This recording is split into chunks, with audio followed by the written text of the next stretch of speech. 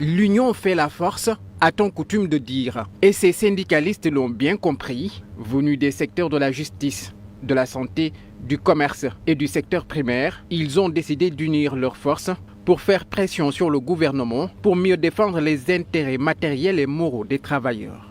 Nous avons décidé, en commun accord avec ces syndicats que vous avez autour de la table, dans ce contexte que nous sommes, avec véritablement donc des difficultés que les organisations, les travailleurs sont en train de vivre, il est donc primordial de réunir nos forces pour donc aller ensemble dans un cadre dynamique et unitaire à travers des actions qui nous sont communes. Plus question donc d'aller au front en ordre dispersé. Ils se sont engagés à mobiliser ensemble toute leur énergie pour une meilleure prise en charge des problèmes des travailleurs et sans tarder, l'intersyndicale annonce ses points revendicatifs sur lesquels va porter son prochain combat.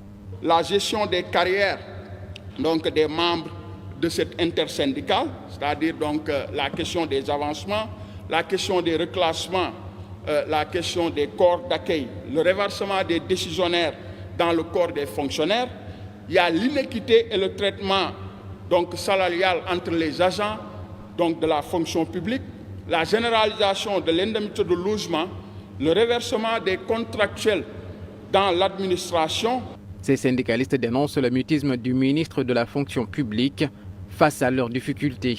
Selon eux, il n'a pas suffisamment pris conscience de l'urgence avec laquelle les préoccupations des travailleurs de leur secteur respectif devraient être diligentées au regard des conditions précaires qui rythment le quotidien de ces derniers.